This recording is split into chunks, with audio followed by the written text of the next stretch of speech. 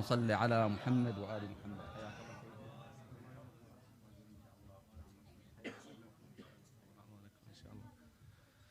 صل على محمد وآل محمد. اللهم صل على محمد وآل محمد.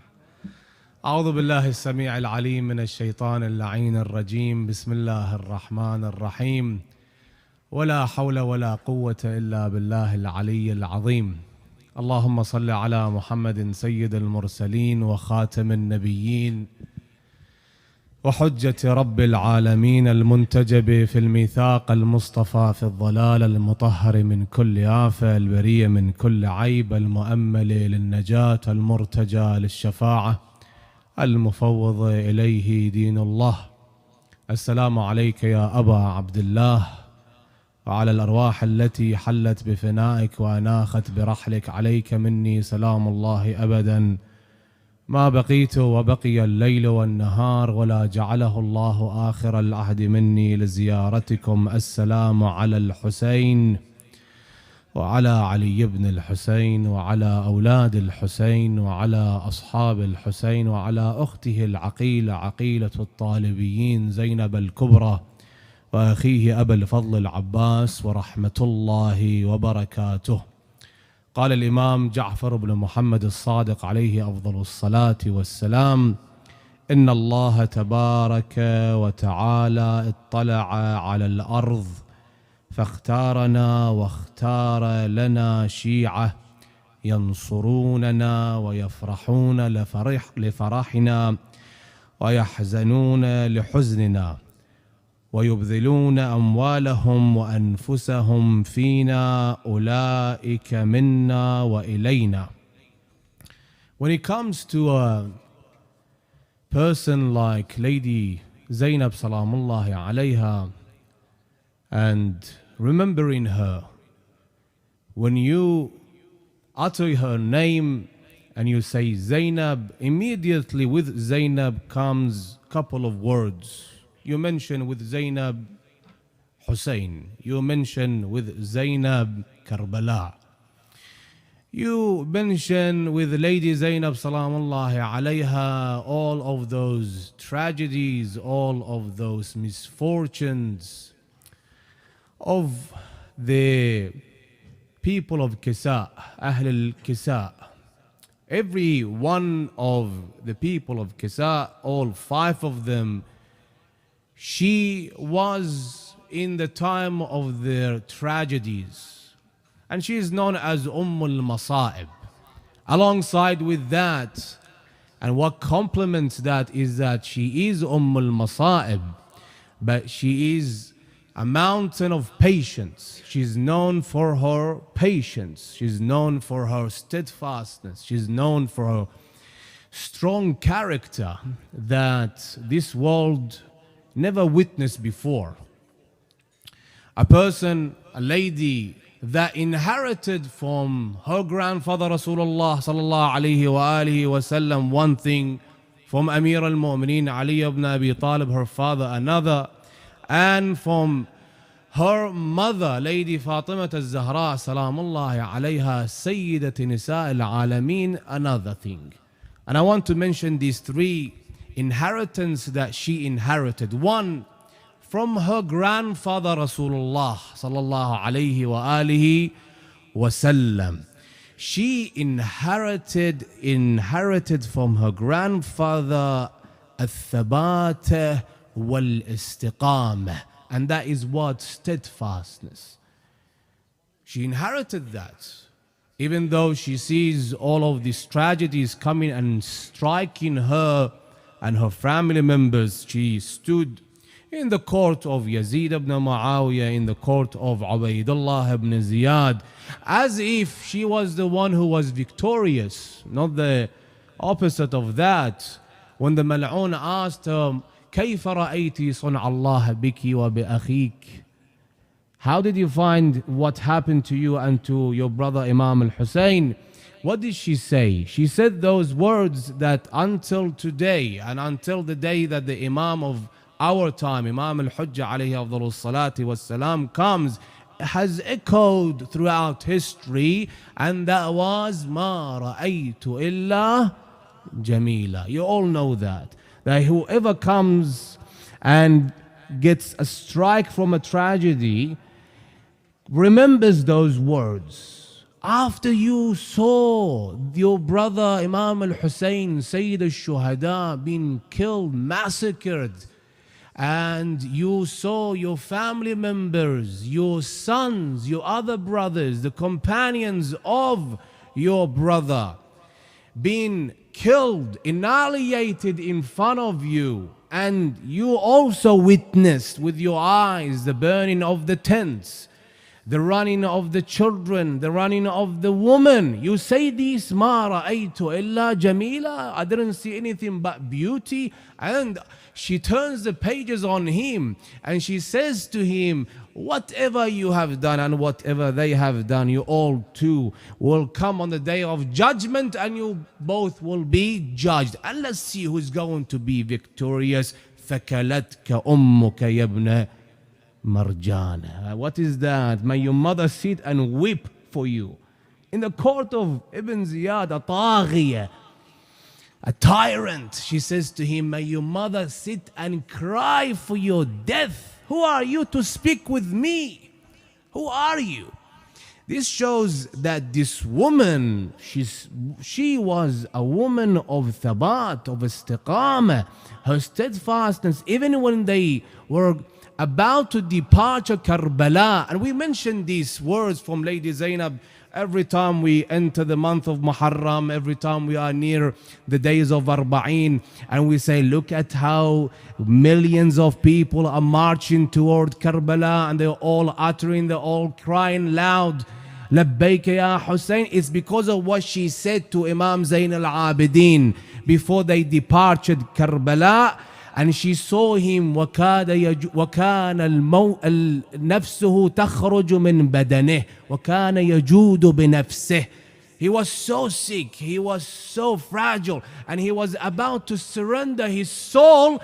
What does she say to him? She says to him, and even though she's a woman that saw all of this masa'ib, she saw all of it, she says to him, you see these bodies laying down on the plains of Karbala? Do you see them?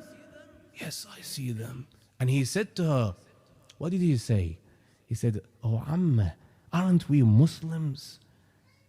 They at least wash the bodies, they put a coffin on them, they prepare them for burial. We are at least a Muslim. She says to him, ينصبون لهذا الطف علما لقبر أبيك سيد الشهداء. And this has echoed throughout history.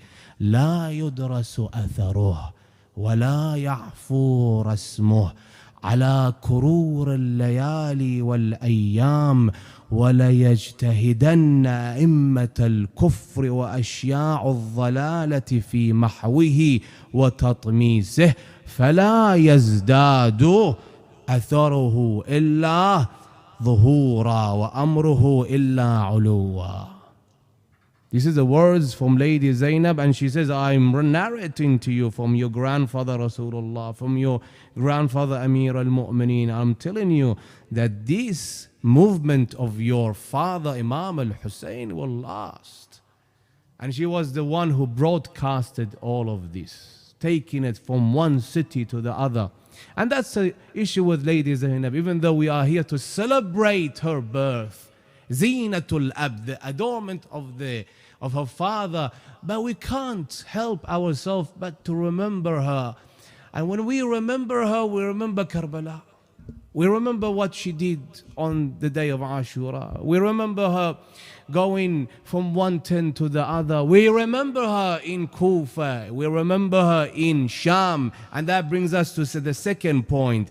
And her inheritance from her father. What was her inheritance from Amir al-Mu'mineen Ali ibn Abi Talib? Al-fasahata wal-balagha. Her eloquency. How she, with just showing her finger to them as be quiet, every one of them was silent. They were cheering, they were playing the drums, they were playing the rings, and they were the bells, they were happy, cheerful. And she said to them, quiet down, it's enough. Everyone was quiet. And they say this, they mention this, that her eloquency was the eloquency of her father Amir al-Mu'mineen. وَلَمْ أَرَ خُفْرَةً أنطق منها كأنها تفرغ عن لسان أبيها أمير المؤمنين. As if Imam Ali ibn Abi Talib is reading in her ears and she's just repeating what Amir al-Mu'mineen is saying to her. But it was her, she was the one talking. She was the one saying to them, what did you do with my brother Hussein in Karbala, and your betrayal, to the point that Imam Zayn al-Abidin alayhi afdalus salati was salam, and that shows that A'immatul Huda alayhim afdalus salati was salam were sent as rahma lil alameen. A person who is shackled, a person who is bleeding, he's a captive, he says to his auntie, Ya amma anti bihamdillah alimah غير معلمة وفهمة غير مفهمة. You know this knowledge, you know it, you know all of it, and you know it's enough for them. We don't want them to lose hope. They might come back to the right path, they might repent, there might be a chance for not them, maybe their grandchildren. But it's enough, ya Amma, it's enough, because they started to cry, hit their heads. One of them was holding his beard and he was crying, and his tears was coming down on his cheek and his beard, and he was saying, we are all in hellfire, we are all in the inferno. But because of Imam Zayn al-Abidin, she stopped right there and they understood what she was saying. Because of her, that was the movement of Sulaiman ibn Surad al-Khuza'i, Harakat al-Tawabin. Because of her, it was Harakat al-Mukhtar. Because of her, because she was the one who spoke directly to the people of the Kufa. To the Kufans, she was the one who spoke to them. And that sparked this revolution one after the other. And it was her that she started all of that. And that was her inheritance from her father Amir al-Mu'mineen, her eloquency. And the last one, and I conclude with that, her inheritance from her mother, Lady Fatima al-Zahra, Sayyid Nisa al-Alameen. What did she inherit from her mother Fatima al-Zahra? What was that? Shaja'. Today we live in a world, unfortunately, if you go turn on the TV, they're talking about this, the women's rights, and the feminists come and talk about the women's right. And if you come and you dissect this topic and you say to them, tell me about the women's right, they tell you, well, women equal pay. Women, they have to have the right to vote. Women, they have the right to education. Women have the right to own a property. If you go and read through feminism and why feminism was all, founded. Lady Zeynab salamullahi alayha in Kufa, in the time of her father Khilafah, in the time, wa alaykum assalam wa rahmatullah wa barakatuh. In that time, Lady Zeynab was teaching tafsir al-Quran and she was teaching ahkam. Lady Zeynab. And they're talking about what? They're talking about what? Women's right to education. She was doing that a long time ago. And that's one. When it comes to women's right, they talk about the women have the right to take off their scarves because this is their right. Go look deep down into what women's right is. Not because one person or two, they come out and they say our freedom is to show more skin and take off our scarf. This is our right. Look at the people, they are icons. They are what? They are role models that we learn from them. And when it comes to this point, Lady Zeynab salamullahi alayha, she is truly a role model. Standing in front of thousands of coward men, the ones that killed her brother, and she utters and she says such and such in her speech, that shows you the woman's right to education. Learning from who? From the right source. Learning from the right source. And that is Ahlul Bayt alayhim afdalus salati wassalam.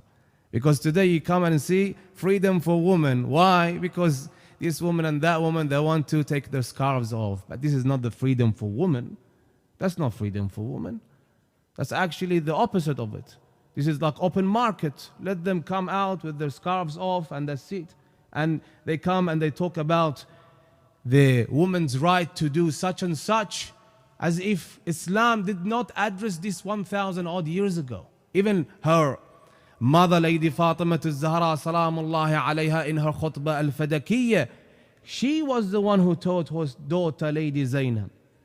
And in her khutbah, Lady Fatima al-Zahra, when she brought down all of those so-called companions and questioned the very existence of this khilafah of theirs, تشربون الطرق وتقتاتون القد والورق أذل خاسئين تخافون أن يتخطفكم الناس من حولكم فأنقذكم الله تبارك وتعالى بأبي محمد. اللهم صل على.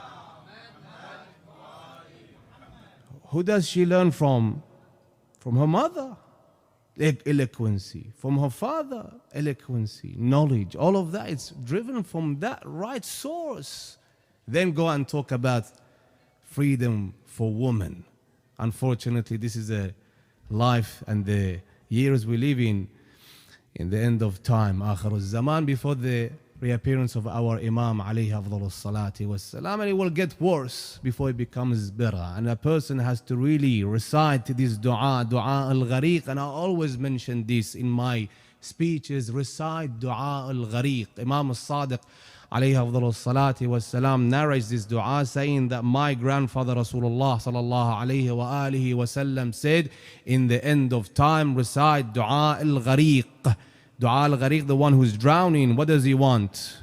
He wants someone to rescue him, to rescue her. And it's a small dua, it's a short dua. Bismillah ar-Rahman ar-Rahim.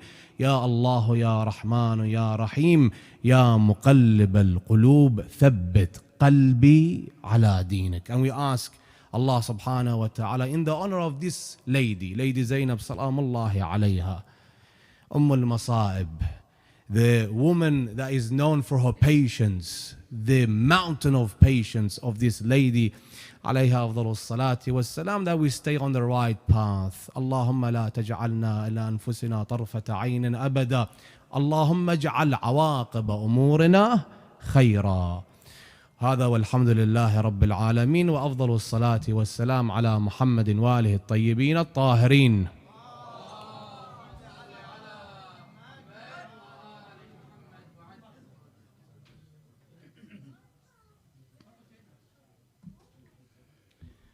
أحسنتم سيدنا، جزاك الله خير، طيب الله أنفاسك، حفظكم الله.